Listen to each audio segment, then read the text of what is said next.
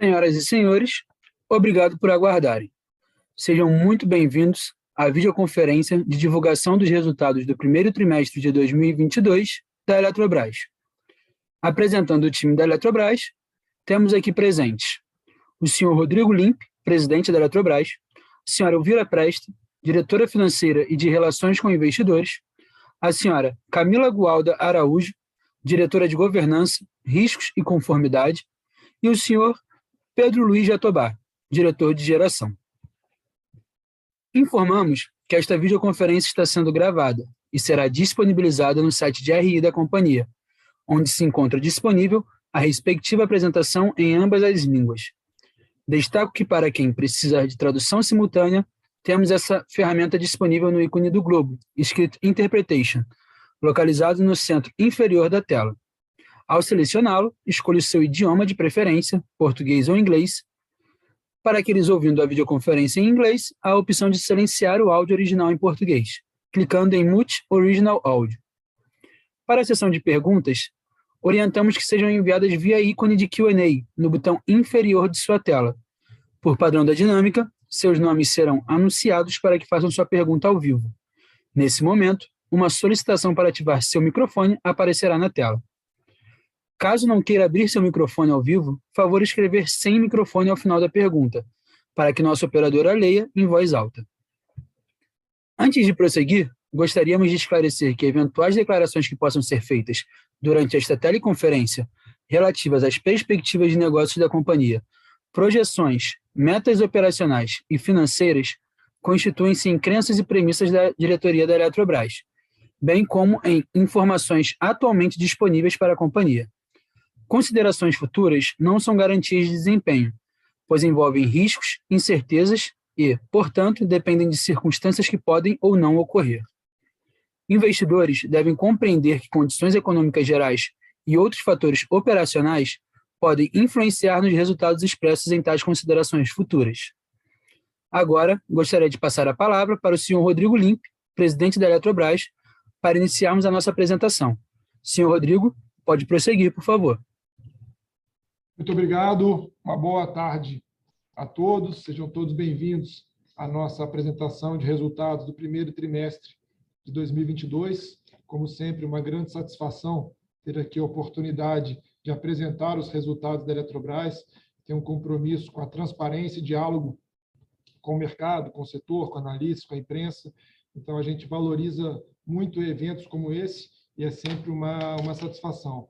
Aproveito também para cumprimentar todos aqui os colegas de diretoria, as equipes aqui de RI, jurídico, a da financeira, de contabilidade, todos que estão aqui presentes e poderão também contribuir tanto na apresentação como na fase de perguntas. A apresentação, como fizemos das últimas vezes, eu vou fazer o início, apresentando os principais destaques e o detalhamento dos dados financeiros. A diretora financeira, a nossa diretora Elvira, vai fazer a apresentação um pouco mais detalhada dos dados da empresa no primeiro trimestre. Então, já iniciando a nossa apresentação, peço para passar para o primeiro slide, aqui somente o disclaimer, que já foi citado no início. Aqui, os dados de contexto setorial e econômico. Esse gráfico de cima se refere à carga diária de energia no Brasil, comparando o ano de 2022 com 2021, em que a gente observa que no primeiro trimestre tivemos um crescimento de 3,4%, que sinaliza a retomada ainda do crescimento econômico pós-pandemia. Primeiro trimestre de 2021 ainda sentimos de forma mais forte os impactos, agora já retomamos de forma mais robusta as atividades industriais, econômicas, isso se reflete naturalmente na carga diária. E os dois gráficos abaixo, em que temos tanto o GSF como o PLD, eles mostram de forma muito clara a recuperação da crise hidrológica que afetou fortemente o Brasil em 2021. Como vocês sabem, enfrentamos a maior crise hídrica dos últimos 91 anos, ou do início do histórico, e tivemos no final, desde o início do período chuvoso, uma retomada que foi fruto tanto do período de chuvas, como também das medidas governamentais adotadas, lideradas pelo Ministério de Minas e Energia, também com atuação forte do operador, da agência reguladora, que permitiram uma melhora significativa no cenário de atendimento no fornecimento de energia, tanto no nível dos reservatórios, como também na segurança energética. A gente observa aqui no GSF que, fruto desse maior nível dos reservatórios, tanto das medidas como do melhor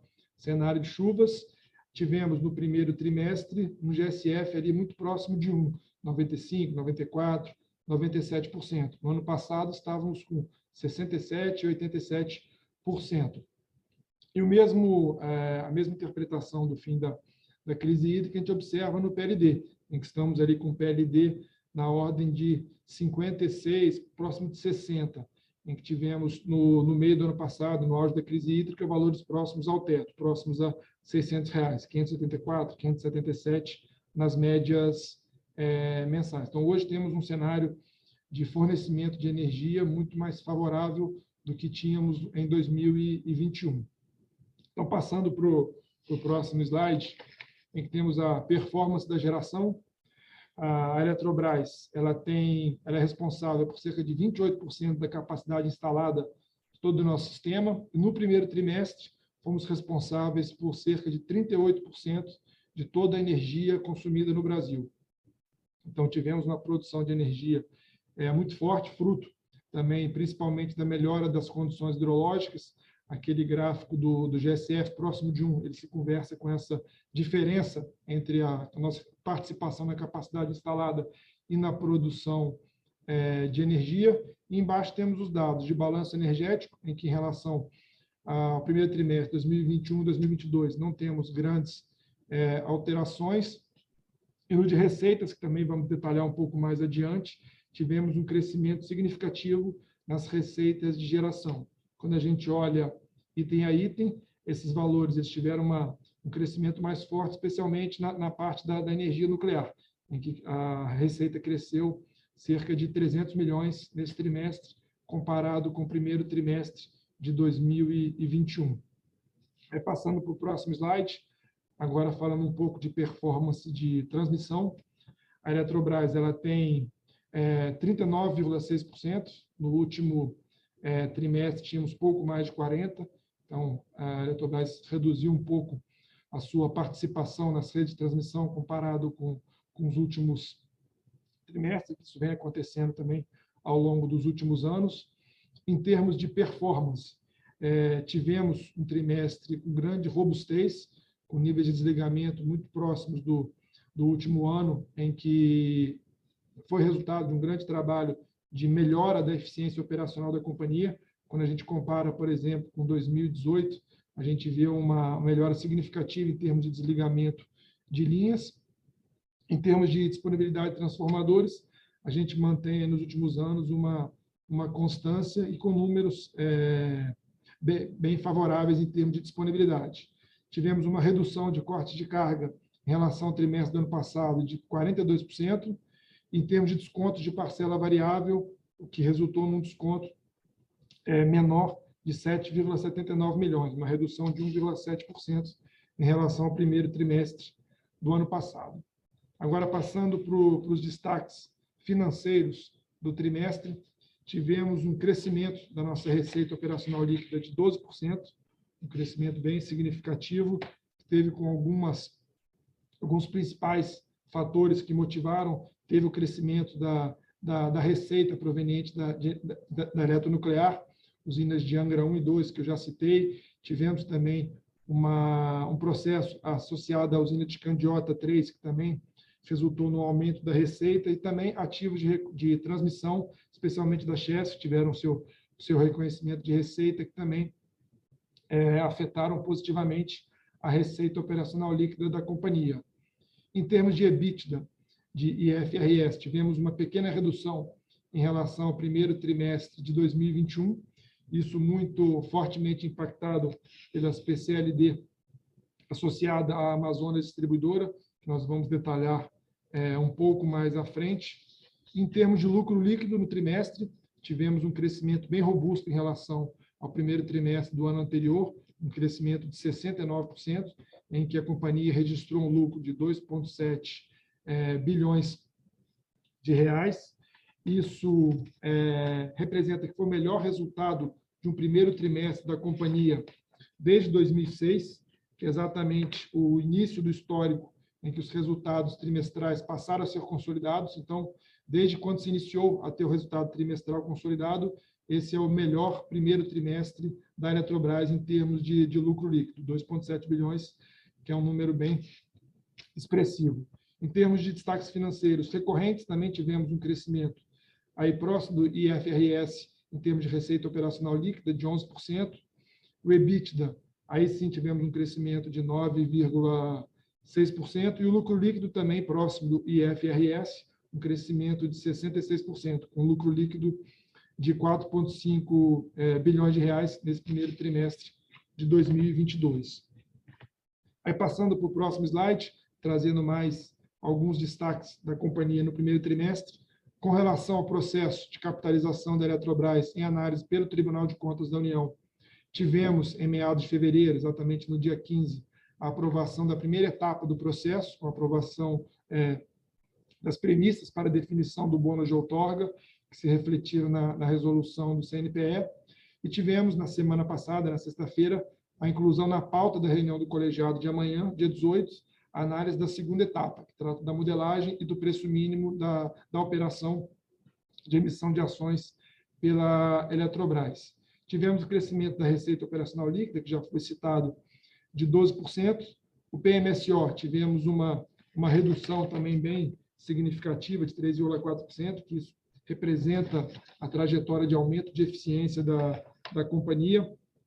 Até voltando um pouco nos números de crescimento do lucro líquido, o PMSO foi um dos fatores relevantes. Tivemos também o aumento de receita e também a variação cambial. Também, como será mostrado mais à frente, também teve um papel relevante no aumento do lucro líquido da companhia.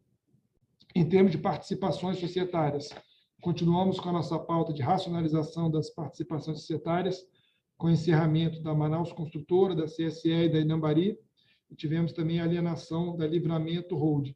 Hoje temos 77 participações em sociedades de propósito específico. Lembrando que tínhamos 178 ao final de 2017, quando se iniciou de forma mais forte o processo de reestruturação das participações e racionalização das participações societárias, que é um projeto realizado com muito êxito pela companhia ao longo, especialmente, dos últimos 5 anos. Em termos de dívida líquida e EBITDA recorrente, temos uma dívida líquida hoje de 20,5 bilhões, o EBITDA de 21,4, o que resulta em uma relação dívida-EBITDA recorrente da ordem de 1, que é exatamente o mesmo patamar do último resultado trimestral, que foi, na verdade, o resultado anual de 2021.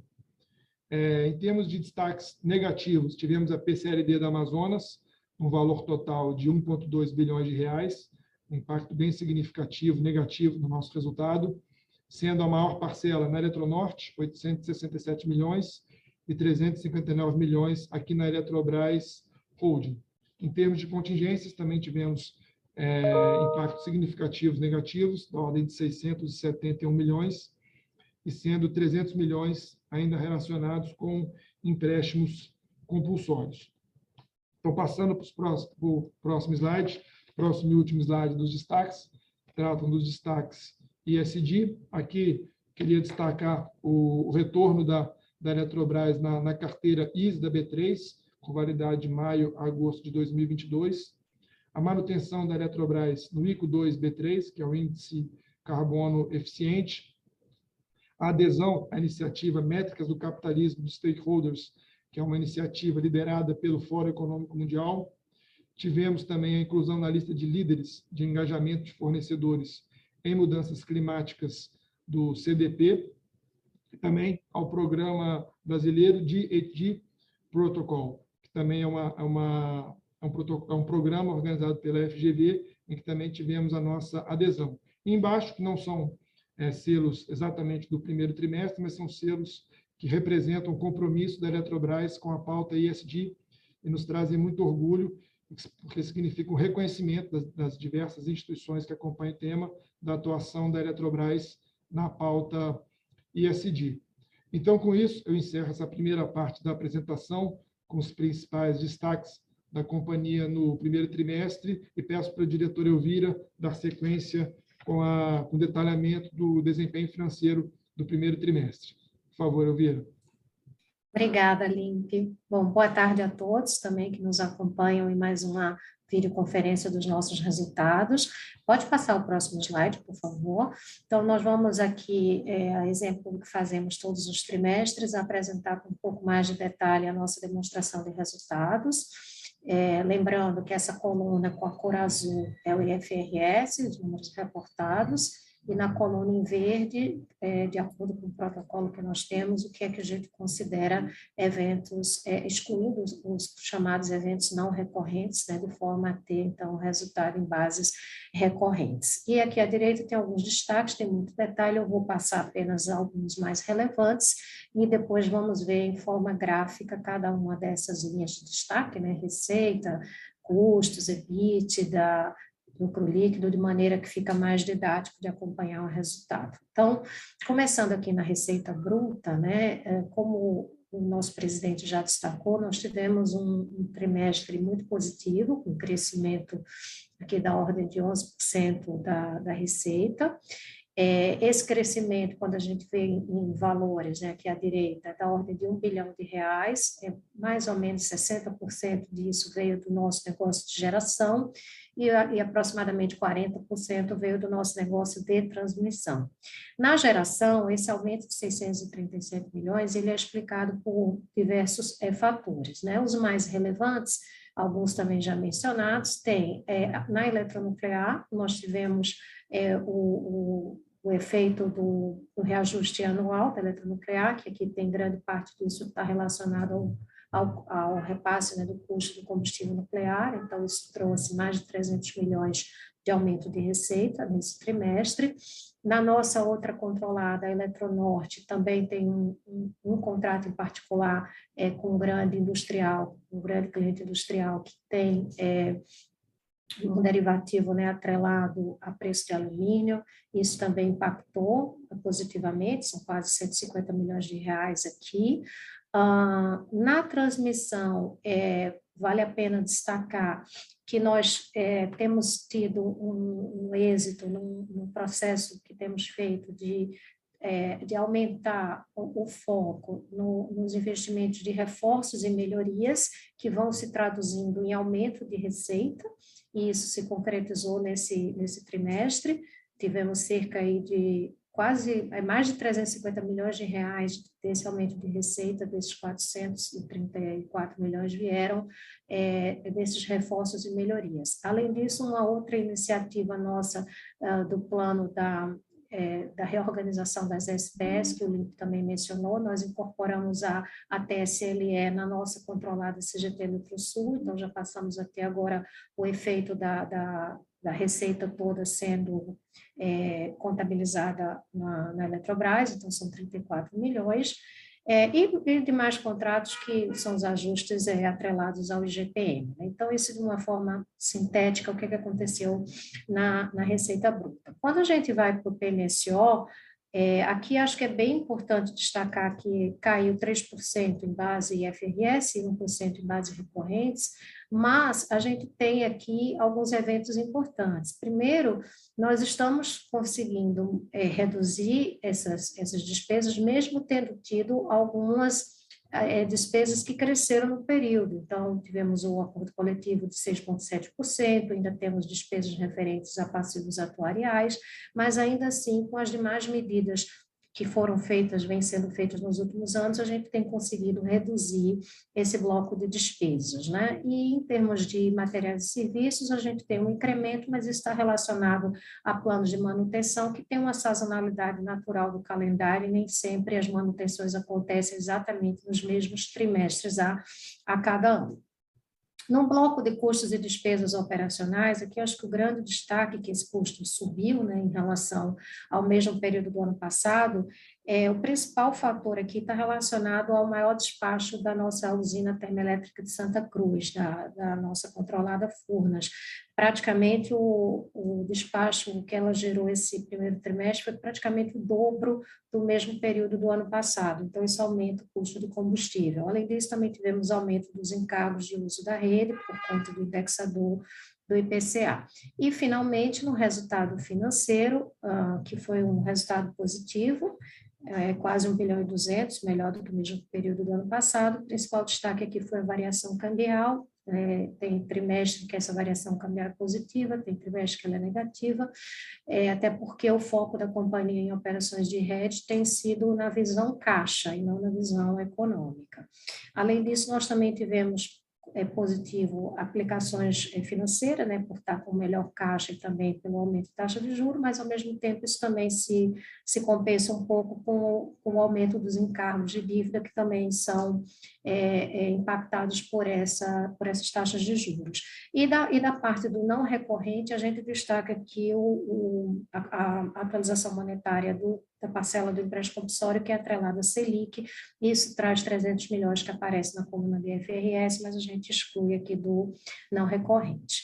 Passando, então, para o próximo slide, a gente começa a ver de forma gráfica o que eu acabei de explicar. Então, começando pela receita bruta, esse primeiro gráfico, que a gente viu um crescimento de 11%, e como a gente vê nas barras, nas colunas verdes aqui no meio, aqui estão os principais blocos. Então, como eu já mencionei, a geração foi responsável por praticamente 60% desse aumento de receita, e os destaques, como também já mencionado, o reajuste na eletronuclear, Angra 1 e Angra 2, o contrato da Albras na Eletronorte. Vale a pena ressaltar também que a Chesf teve um aumento de volume de novos contratos, e na parte de transmissão tem principalmente o impacto desses investimentos em reforços e melhorias, que não deixa de ser um crescimento orgânico em que a gente vem ampliando a nossa própria rede de acordo com as necessidades do sistema, e isso se traduz em aumento de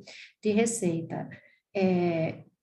Passando, então, para o próximo slide, a gente detalha aqui os principais eventos, né, e os preços médios e o volume, como a gente sempre apresenta, nos ambientes onde nós comercializamos a nossa energia, né? Então, lembrando que nós temos um ambiente regulado, tem um ambiente livre, e dentro do ambiente regulado nós temos basicamente 3 blocos de contratos: contratos regulados, o regime de cotas, e as usinas nucleares. Então, a gente vê que nesse trimestre nós tivemos, embora tenhamos tido uma queda no volume do mercado regulado principalmente, mas em função dos preços que cresceram nesse período e também do reajuste que eu já mencionei da eletronuclear, nós tivemos o incremento da receita.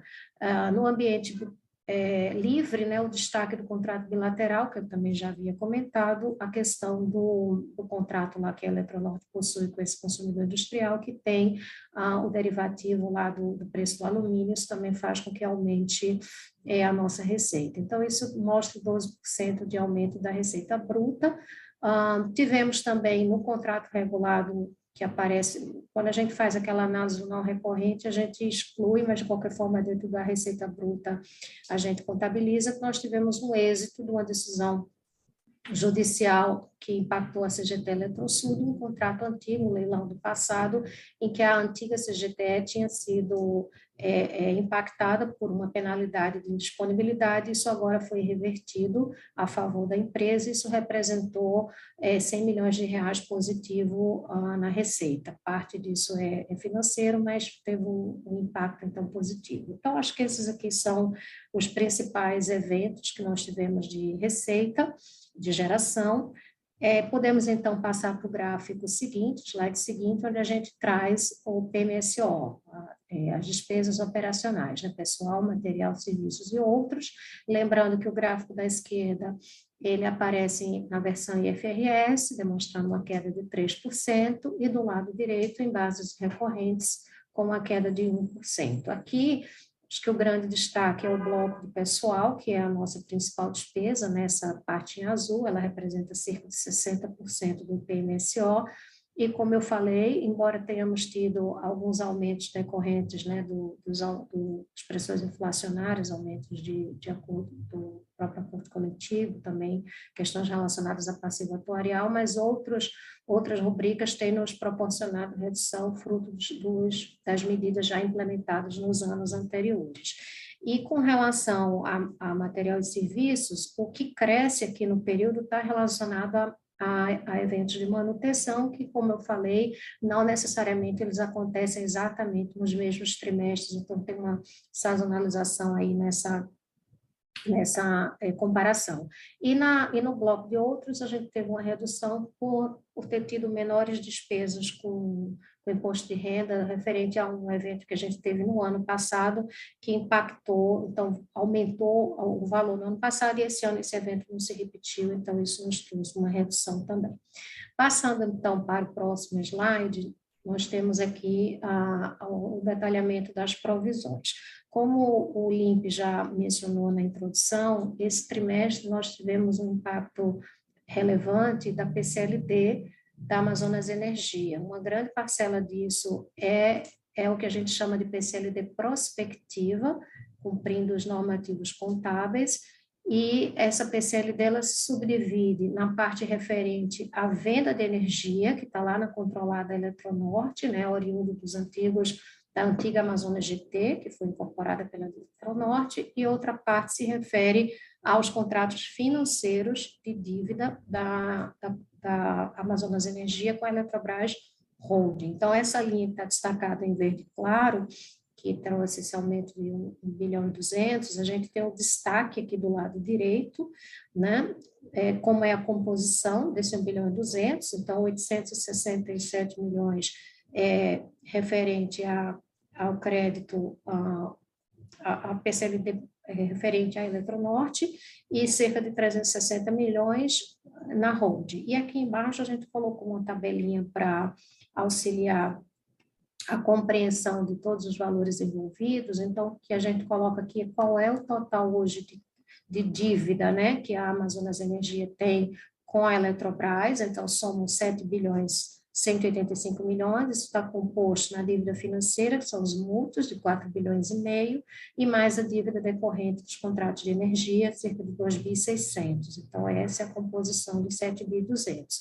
E o que nós já temos de provisão acumulada, incluindo essa que foi feita no trimestre, soma 3 bilhões e meio, que é praticamente 50% desse total de crédito, né? Está destacado aqui nessa seta cinza a composição desse 3 bi e meio, então é 1 bi 600 mais ou menos, referentes aos mútuos, aos contratos financeiros, e cerca de 1 bi 900 de energia.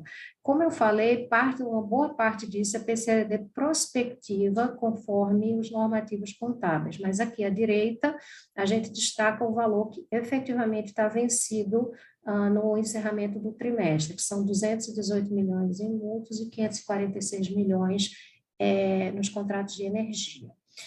Voltando aqui para a tabela, acho que outro destaque na primeira linha de contingências aqui são o valor do trimestre inferior ao mesmo trimestre do ano passado, e são vários processos diversos, a maioria deles envolvendo a nossa empresa Furnas.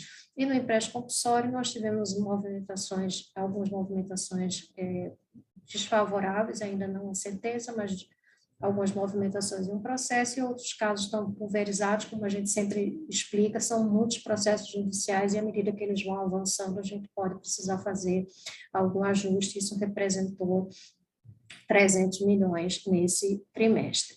Passando para o próximo slide, por favor, aqui a gente traz o gráfico da evolução do EBITDA, né, que em bases IFRS ele teve uma pequena queda de 3%, em bases recorrentes teve um crescimento de cerca de 9,5%.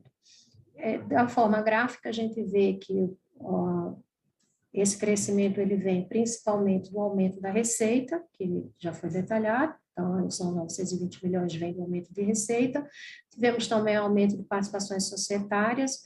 Aqui, como a gente está falando de variação, é porque no mesmo trimestre do ano passado nós tivemos um resultado negativo de participações societárias. Então, esse ano ele foi positivo, isso gera esse ganho. Também já comentado que a gente teve um aumento de custos, então, nesse caso, reduz aqui parte desse aumento da receita, mas também está relacionado ao próprio aumento de receita, no caso específico do despacho das usinas térmicas. E nas provisões que a gente expurga do resultado recorrente, essa provisão prospectiva que eu acabei de explicar na tabela anterior. Então, a gente vê aqui que do lado direito, fora do eixo aqui do EBITDA recorrente, aparece essa coluna aqui em vermelho de 1.600, onde tem o destaque principalmente dessa provisão prospectiva que a gente trata como não recorrente. Por fim, passando para o último gráfico desse bloco, a gente tem a variação do lucro líquido. Então, nós tivemos um crescimento muito expressivo, de quase 70%, 66% em base recorrente. Esse aumento de 1.800, ele vem do EBITDA, que nós mostramos no slide anterior, e vem principalmente do efeito positivo no resultado financeiro, que o maior impacto foi a variação cambial, que neste trimestre ela foi de fortalecimento do real. Então, por essa razão, a gente teve esse impacto aqui positivo. Esse é o principal, mas, como eu falei, tem outros efeitos que se combinam. E na parte aqui de imposto de renda, a gente também tem um impacto, isso aqui lembrando que isso não é uma visão caixa, isso é uma análise econômica, e a própria movimentação das provisões gera essas diferenças temporárias, o que se reflete aqui nesse imposto de renda. Então, com isso, a gente termina a visão da demonstração de resultado e podemos passar para o slide da dívida líquida EBITDA.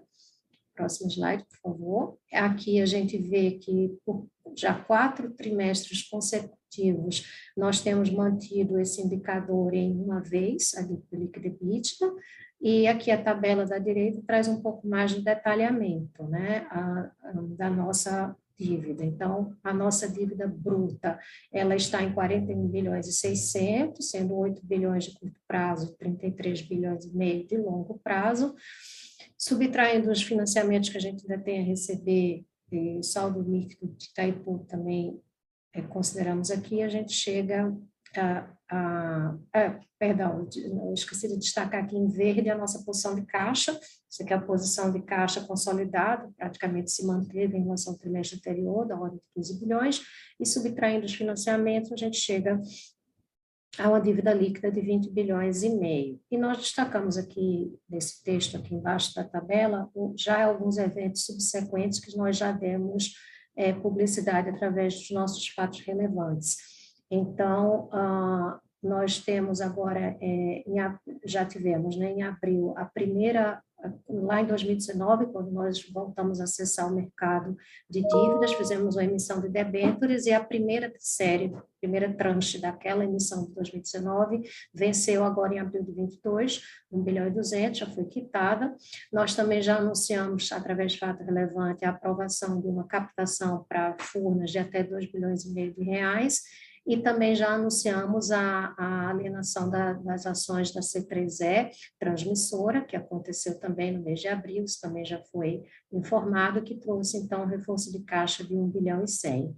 E aqui, do lado esquerdo, a gente vê de forma gráfica a evolução da dívida líquida, que é o gráfico em azul, e aqui embaixo, esse gráfico em cor amarela, gráfico do EBITDA, sempre a visão 12 meses. E o último slide da apresentação, passando então, por favor, é a nossa tabela do CAPEX, como é que foi o nosso investimento. Nós segregamos aqui a geração e transmissão e destacamos a eletronuclear numa linha à parte. A geração, esse trimestre, a gente enfrentou um pouco mais de dificuldade, nós realizamos cerca de 1/3 do que estava planejado para a geração, e as principais dificuldades que a gente enfrentou aqui estão relacionadas a 2 grandes blocos.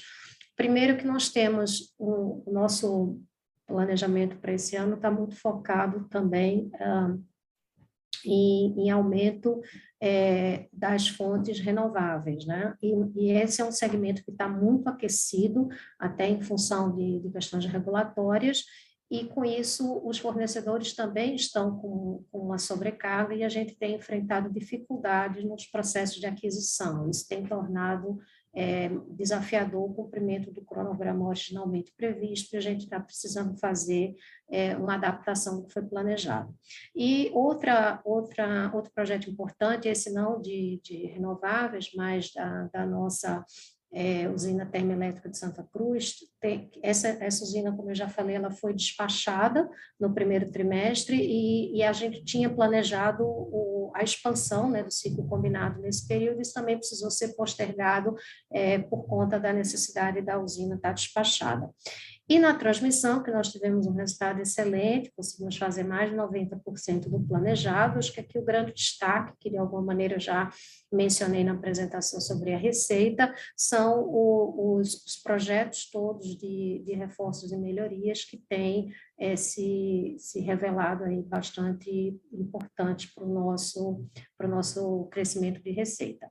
Então, com isso, nós conseguimos cumprir cerca de 50% do planejado do trimestre. Então, com isso, eu encerro aqui a apresentação e ficamos agora à disposição para as dúvidas que surgirem. Muito obrigada a todos. Agora, daremos início à sessão de perguntas e respostas.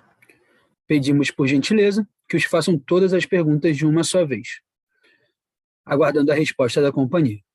Lembrando que, para fazer perguntas, orientamos que sejam enviadas via ícone de Q&A no botão inferior de sua tela. Por padrão da dinâmica, seus nomes serão anunciados para que façam sua pergunta ao vivo. Nesse momento, uma solicitação para ativar seu microfone aparecerá na tela. Caso não queira abrir seu microfone ao vivo, favor escrever sem microfone ao final da pergunta para que nosso operador a leia em voz alta. A nossa primeira pergunta vem do Marcelo Sá, analista sell-side do Itaú. Marcelo, iremos abrir o seu microfone para que você possa realizar sua pergunta. Por favor, Marcelo, pode prosseguir.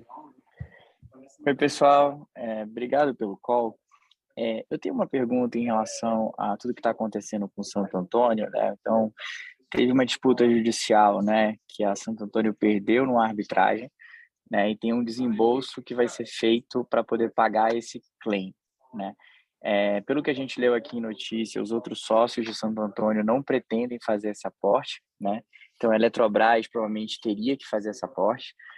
Se isso acontecer, a Eletrobras passa, né, a ter o controle dessa usina. Queria entender se vocês têm estimativa de quanto a Eletrobras teria dessa usina após esse aporte, e aí entender se isso de alguma forma poderia atrapalhar o cronograma da oferta, se seria necessário ter uma outra AGE, ou isso não teria impacto no cronograma da oferta. Obrigado. Obrigado, Marcelo, pela pergunta. Acho que é até bom abordar esse tema, que tem de fato saído diversas matérias. É bom a gente passar uma visão aqui da companhia. É um tema que nós temos, sempre que temos alguma informação relevante, nós fazemos fato relevante ou comunicado ao mercado, mantendo o nosso compromisso com a transparência e informações a todos os acionistas da companhia e investidores. Até resgatando um pouco o histórico, até que você já fez esse histórico, em fevereiro, no início de fevereiro, saiu um resultado desfavorável da arbitragem relacionada à SAESA, no valor da ordem de 1,5 bilhão de reais.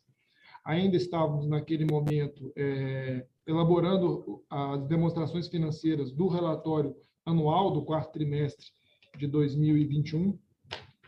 E aí, em conformidade com as normas contábeis e com todos os melhores procedimentos, nós, ainda no resultado do quarto trimestre, fizemos o provisionamento da parcela de Furnas. Furnas tem hoje 43% na SAESA, então provisionamos 43% desse valor de cerca de 1,5 bilhão, fizemos o provisionamento de cerca de 700 milhões de reais no quarto trimestre de 2021 e também zeramos o nosso investimento no resultado, que gerou aquela provisão da ordem de 1,5, 1,4 bilhão de reais no resultado do quarto trimestre. E a SAESA, como estabelece o seu acordo de acionista, o seu ESA, a SAESA convocou uma assembleia, os acionistas, para aumento de capital da companhia, exatamente no valor até o valor da arbitragem, de 1,5 bilhão. Essa assembleia teve a aprovação unânime de todos os acionistas, então, que aprovaram o aumento de capital da companhia.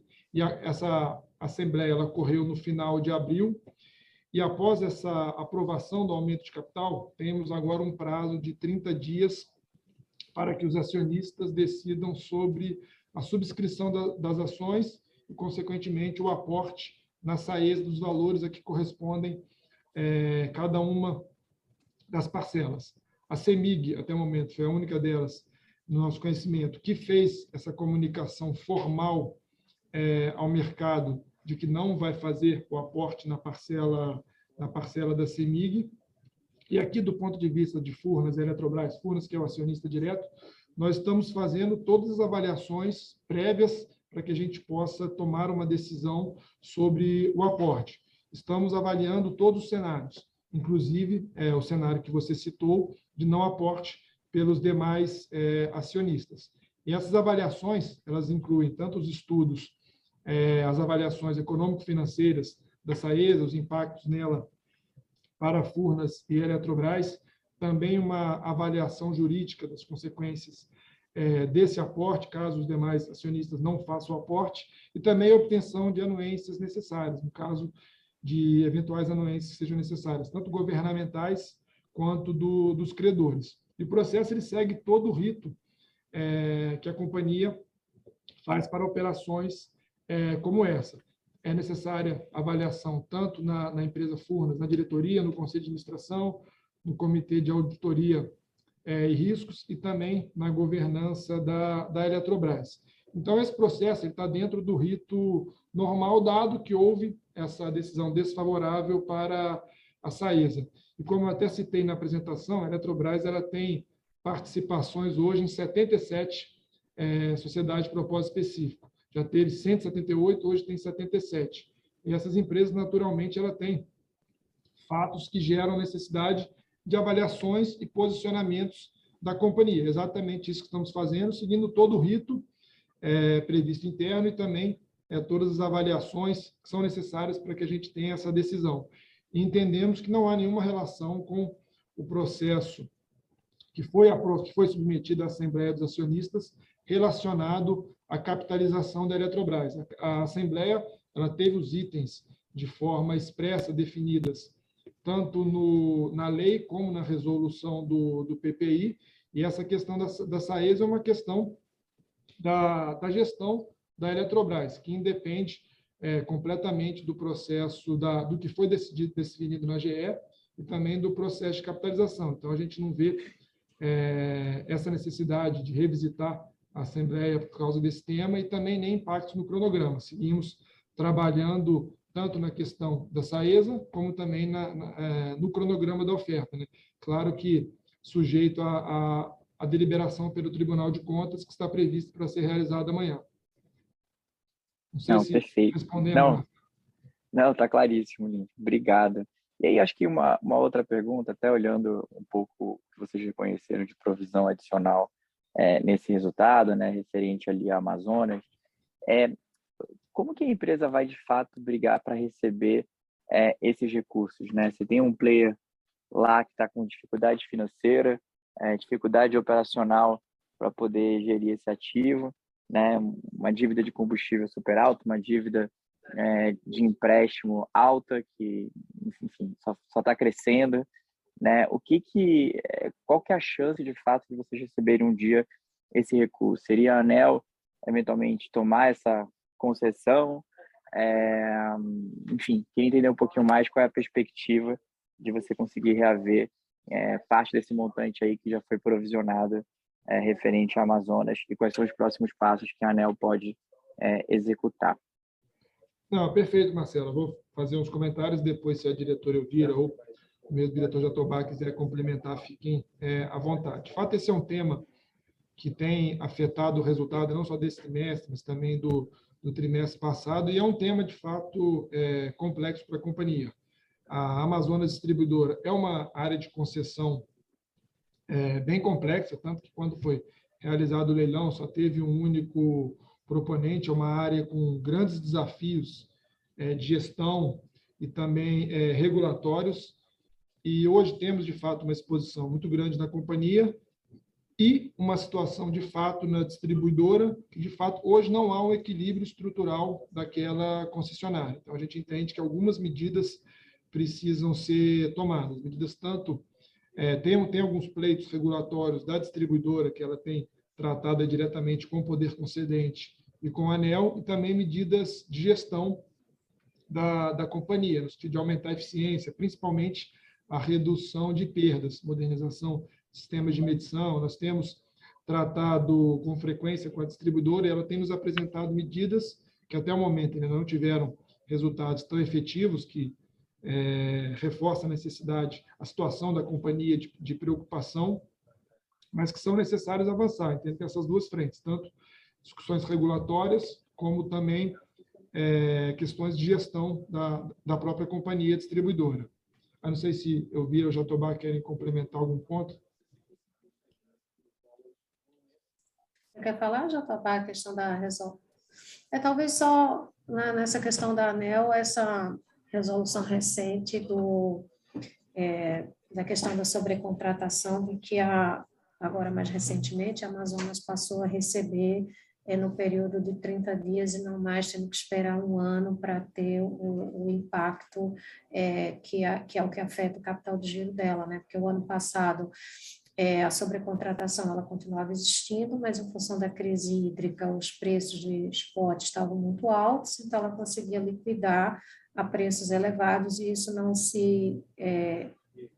impactou tanto, né, a operação. Agora, mais recentemente, com a volta, né, do regime de chuvas, o aumento dos reservatórios e a queda dos preços, o problema da sobrecontratação voltou à tona, né, voltou à discussão. Então, esse alívio agora dela receber num período mais curto já nos dá, pelo menos para o curto prazo, uma possibilidade de equacionar um pouco, não totalmente, mas um pouco essa inadimplência mais recente, né? Vamos aguardar aí os desdobramentos também no âmbito da agência reguladora. Ok, eu não teria nada a acrescentar, só que seguimos acompanhando ali e contribuindo no que for possível para buscar uma solução para o problema estrutural e também ampliar os mecanismos de mitigação de exposição à companhia, né? Já conseguimos no passado alguma coisa e seguimos aí acompanhando com esse objetivo. Tá ótimo. Muito obrigado aí, pessoal. Obrigado, Marcelo. A nossa próxima pergunta vem da Júlia Zaniolo, analista sell-side do Santander, e a pergunta dela é a seguinte: sendo aprovado pelo TCU amanhã, quais serão os prazos e próximos passos para a privatização? Ok, obrigado. Juliana, é isso? Júlia. Obrigado pela pergunta, Júlia. Tivemos, na última reunião do Tribunal de Contas, o pedido de vistas no prazo de 20 dias, que fez com que o processo retornasse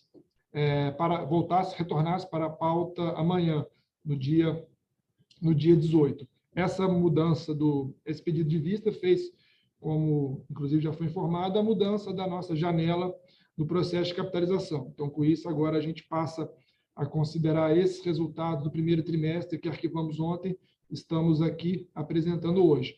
Olhando um pouco para os marcos recentes, nós avançamos em pontos importantes que são necessários para o lançamento da oferta.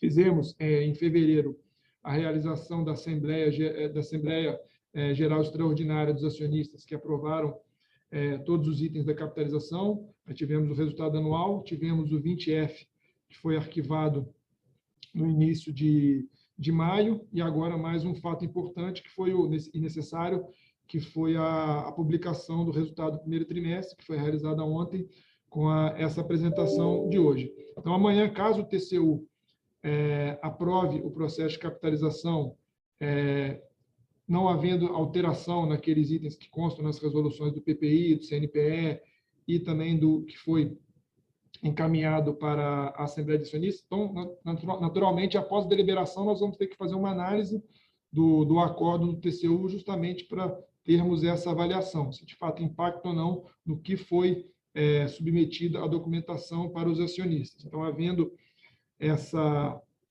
conclusão de que tudo permanece válido, nós avançamos para faltam ainda duas etapas. Temos a atualização do formulário de referência de acordo com o resultado do primeiro trimestre e também a publicação do prospecto. Então, temos que concluir a elaboração de todos os documentos do prospecto, que é um trabalho, de fato, complexo, que envolve todos os advogados contratados, precisa ter uma avaliação também do auditor independente. E nessa janela do primeiro trimestre, pelo limite regulatório, que são os prazos da SEC, nós temos até meados de agosto para concluir a operação. Mas, considerando alguns fatores de mercado, como, por exemplo, o período de férias no hemisfério norte, que inicia a partir de julho, a proximidade com o período eleitoral aqui no Brasil, nós entendemos que o cenário de fazer a operação quanto antes, ele é o cenário mais favorável. Nós não vamos definir aqui nenhuma data, até porque precisamos ter essa avaliação da decisão do tribunal, e publicamos em janeiro, não sei se recorda, um comunicado ao mercado em que sinalizamos como cronograma naquele momento o prospecto da oferta ainda no segundo trimestre, que iria até junho. Hoje ainda permanece válido aquele comunicado ao mercado. Então, a gente não tem uma data, mas estamos aqui trabalhando. Na verdade, nunca paramos, né? Já seguimos desde o início do ano, após a Assembleia, construindo documentação, naturalmente fazendo as atualizações que surgem ao longo do tempo, mas estamos trabalhando e dando todos os esforços possíveis para fazermos o quanto antes, mantendo aquele cronograma apresentado em janeiro, que é ainda fazer a operação em junho desse ano.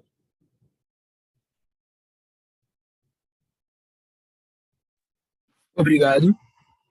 A nossa próxima pergunta é do Juliano AGG, analista sell-side do UBS-BB. Por favor, Juliano, iremos abrir o seu áudio para que realize sua pergunta. Legal. Pode prosseguir. Tudo bem, pessoal? Tudo bem, Nimp? Tudo bem, Elvira? Muito bom falar com vocês. Eu tenho algumas perguntas aqui. Deixa eu só voltar um pouco para essa questão de Santo Antônio. Deixa eu entender algumas coisas aqui. Primeiro, qual que é o pior cenário possível onde uma decisão de Santo Antônio poderia inviabilizar a privatização da Eletrobras? Então, por exemplo, vamos imaginar que ninguém faz aumento de capital e aí a companhia não teria recurso suficiente para pagar a arbitragem. Então, primeiro, se isso poderia inviabilizar a Santo Antônio. E ainda sobre Santo Antônio, qual que seria o aumento de capital mínimo necessário para evitar esse cenário? E pensando aqui no cenário, num possível cenário onde vocês assumam o controle de Santo Antônio, ou seja, vocês passem a ter mais de 50%, como é que ficaria a alavancagem da Eletrobras? Tá? Então, se isso, de uma certa forma, poderia minimizar pagamento de dividendos, ou, de uma certa forma, também minimizar um CAPEX futuro. Enfim, acho que talvez isso aqui são uma primeira bateria de perguntas aqui específicas sobre Santo Antônio, e aí eu tenho algumas outras aqui para fazer sobre a operação também, sobre a capitalização. Perfeito, Juliano. Obrigado pela pergunta, por participar aqui da nossa conferência. De fato, Santo Antônio é uma das nossas maiores SPEs em que temos participação e que temos que avaliar com muito detalhe todos os impactos de qualquer alternativa, qualquer cenário que se concretize. Hoje nós estamos, como eu disse, fazendo a avaliação de todos os cenários, inclusive o cenário em que os acionistas não façam os aportes. A gente não saberia aqui exatamente quantificar, definir exatamente o que aconteceria num eventual pior cenário, mas naturalmente teria que se fazer uma negociação com credores da companhia, teria que se avançar.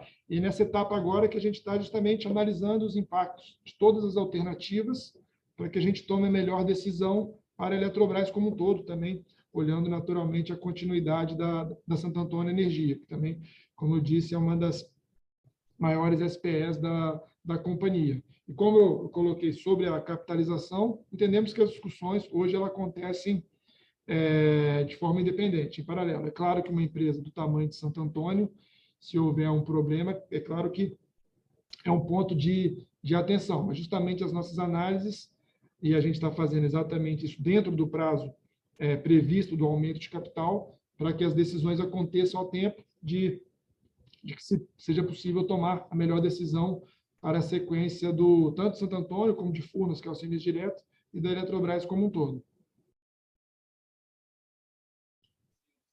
Ok, Limp, perfeito. Tem um ponto da dívida também, né, da questão Da dívida, consolidação. Isso está dentro das nossas análises, Juliana. A gente ainda não tem essa conclusão dos estudos, mas, naturalmente, com a consolidação de Santo Antônio, se tem impactos, não só de dívida, mas também tem agrega EBITDA, né, a alavancagem da companhia. Lembrando que hoje nós temos um índice de alavancagem de dívida EBITDA de 1, né, que temos ainda uma folga, entre aspas, do que entendemos como adequado, que é a meta de 2,5, que é o que consta no nosso plano de negócio. Isso reforça o resultado da gestão, um foco em disciplina financeira da companhia. Isso, o que a gente pode assegurar é que qualquer decisão da companhia vai sempre considerar essa disciplina financeira nas nossas decisões.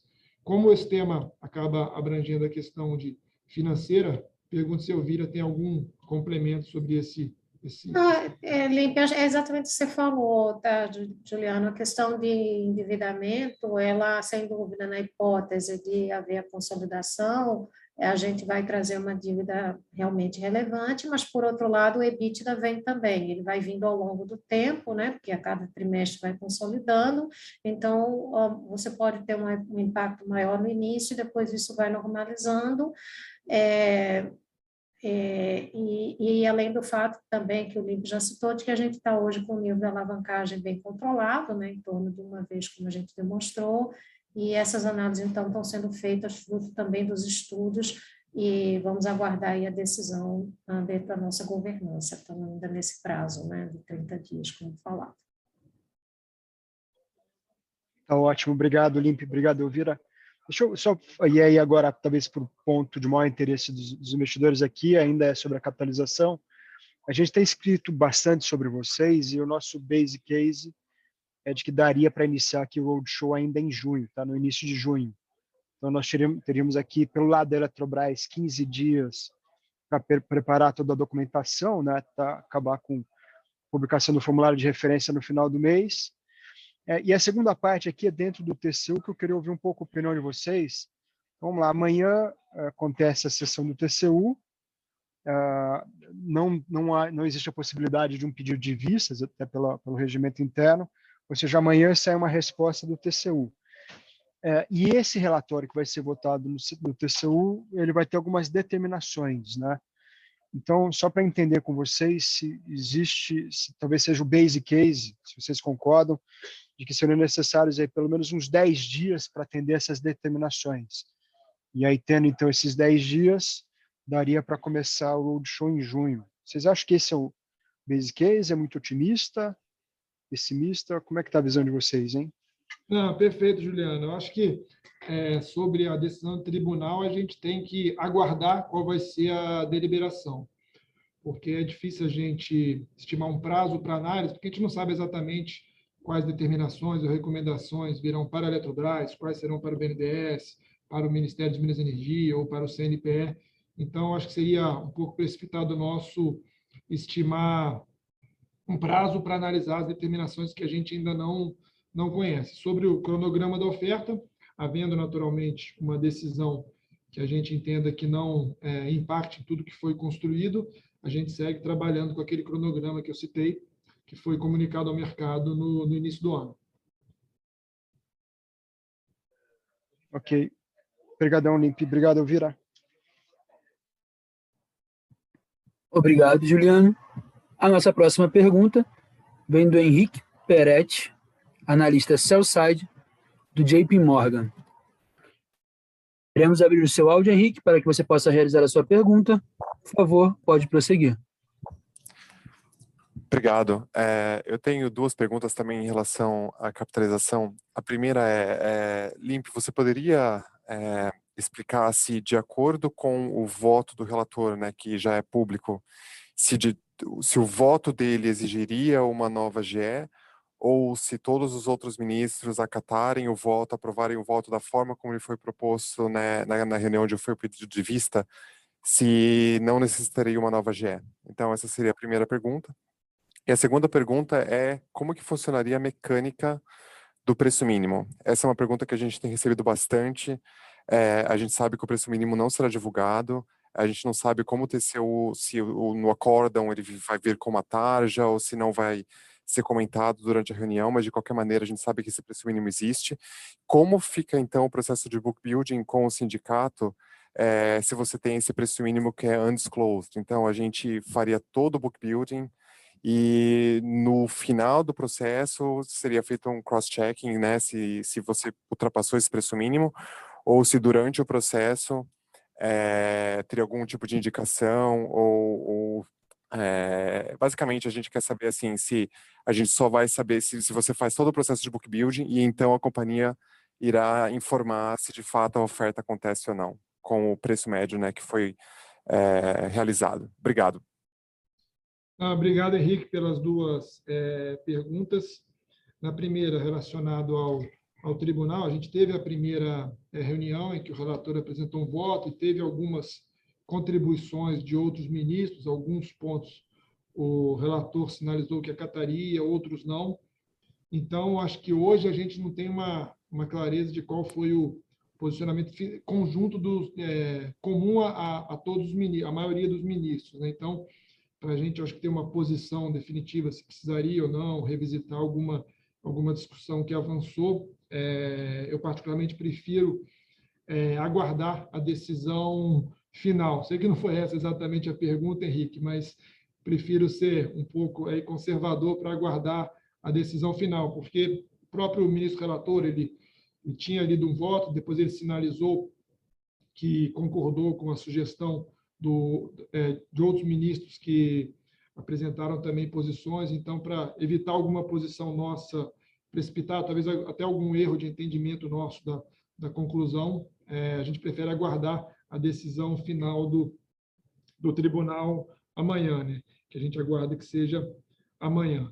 E sobre a dinâmica do preço mínimo, que nós temos até o momento, é o que está previsto na resolução do PPI. De fato, a Eletrobras não participou da discussão de preço mínimo, é uma discussão coordenada pelo BNDES, pelos valuations que o BNDES contratou, e tem feito essa discussão sobre as premissas do valuation com o Tribunal de Contas da União. A Eletrobras ela não tem conhecimento do preço mínimo e vamos trabalhar com o lançamento da oferta sem a Eletrobras conhecer o preço mínimo. Não sei se aí a Elvira quer complementar algum ponto sobre esse item. Isso mesmo, Limpe. A gente não tem conhecimento, Henrique. O que a gente sabe é exatamente que o BNDES seguiu o que está na lei do PND, que é necessário fazer estudos de valuation com fluxo de caixa descontado. Foram contratadas 2 empresas de avaliação independente, e que esses estudos já foram submetidos ao TCU, né, tanto que o corpo técnico já analisou, e a gente aguarda a reunião de amanhã. A informação que a gente tem até então é de que esse preço vai sair tarjado mesmo, que acho que foi uma pergunta também que você fez, né? Então a informação que nós temos é essa, que quando sair a decisão, esse preço vai estar tarjado, e nós só vamos realmente ter conhecimento lá no dia do processo do book build. Agora, a mecânica em si, lá do dia do book build, eu acho que isso ainda vai ser discutido um pouco mais à frente com o próprio BNDES, qual é a forma de operacionalizar isso lá na frente. Mas a informação que a gente tem é que vai sair tarjado, sim. Perfeito, Elvira, obrigado. Não sei se respondemos. A primeira eu sei que não respondi, Henrique. Tá ótimo, Limpe. Muito obrigado. Obrigado, Henrique. Lembramos que para fazer perguntas, orientamos que sejam enviadas via ícone de Q&A, no botão inferior de sua tela. Por padrão da dinâmica, seus nomes serão anunciados para que façam sua pergunta ao vivo.